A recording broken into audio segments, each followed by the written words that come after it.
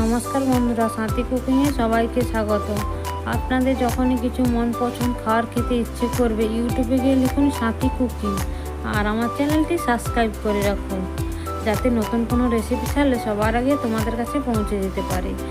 আর বন্ধুদের, তোমাদের কাছে একটা অনুরোধ থাকলো, ভিডিওটা শেষ অবধি দেখার জন্য, কেউ স্কিপ করে দেখবেন না। দেখা যাক আমার কী কী উপকরণগুলো লেগেছে। গ্যাসের মধ্যে আমি একটা কড়াই বসিয়ে দিয়েছি, তার মধ্যে আমি জল দিয়ে দিলাম, 1 কাপ মতো জল দিলাম। আর নিয়েছি আমি এখানে 500 থেকে 600 গ্রামের মতো আমড়া দিয়ে আমি আমড়াগুলোকে মাঝে একটু কেটে কেটে নিয়েছি সেদ্ধ করার জন্য। দিয়ে ঢাকা দিয়ে আমি সেদ্ধ হতে দেব 5 মিনিটের মতো। ভিডিওটা যদি ভালো লাগে কমেন্ট করে জানাবে বন্ধুরা, রেসিপিটা কেমন হলো কমেন্ট করে জানাবে। দেখো আমড়াগুলো আমার সেদ্ধ হয়ে গেছে, কত সুন্দরভাবে আমি জল থেকে ছেঁকে নিয়েছি। ওই কড়াইয়ের মধ্যে আমি রেসিপিটা বানিয়ে নেব। ফোড়নের জন্য দিয়ে দিলাম 3টে শুকনো লঙ্কা, আর দিলাম 5 ফোড়ন। লাইক করতে কিন্তু বলবে না বন্ধুরা। নতুন বন্ধু চ্যানেলে এলে সাবস্ক্রাইব করার জন্য অনুরোধ থাকলো বন্ধুরা। আর এই মশলা তো স্বাভাবিক সবারই ঘরেই থাকে, একবার আমার মতো এই রেসিপিটা বানিয়ে দেখবে। আমরা যদি বাড়িতে কারোর গাছে থাকে তাহলে একদম আর নষ্ট হবে না। অল্প 1 চামচ তেল দিয়ে দিলাম, দিয়ে 5 ফোড়ন থেকে একটা সুন্দর যখন মিষ্টি গন্ধ বেরোবে, তার মধ্যে আমি 1 মুখ জল দিয়ে দেবো। আমার এখানে জলটা আমি দিয়েছি, এটা 300 গ্রাম, এই কাপটা আমার 300 গ্রাম। এর মধ্যে আমি দিয়ে দেবো একে একে সব মশলাগুলো। হলদি 1/2 চামচ,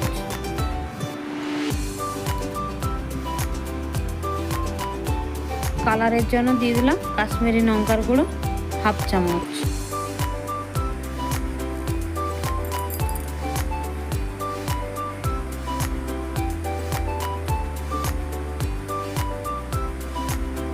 স্বাদ মতো লবণ দিলাম।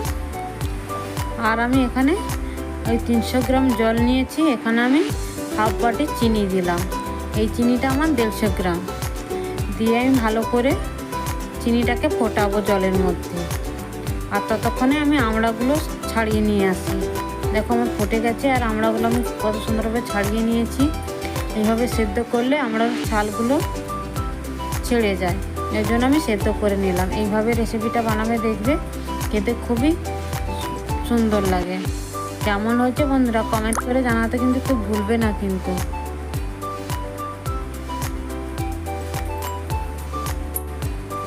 ঢাকা দিয়ে আমি আরও হতে দেব 7 মিনিটের মতো। দেখো কত সুন্দরভাবে আমার হয়ে গেছে।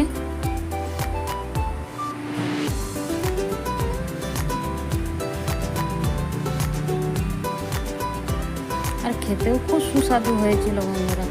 খুবই ঘরে থাকা মশলা দিয়ে আমি এই রেসিপিটা বানালাম। যদি ভালো লাগে একটু কমেন্ট করে জানাবে বন্ধুরা রেসিপিটা কেমন হয়েছে। আবারও ঢাকা দিয়ে 2 মিনিট রান্না করে নিচ্ছি। দেখো একদম আমার রান্নাটা একদম শেষ পর্যায়ে।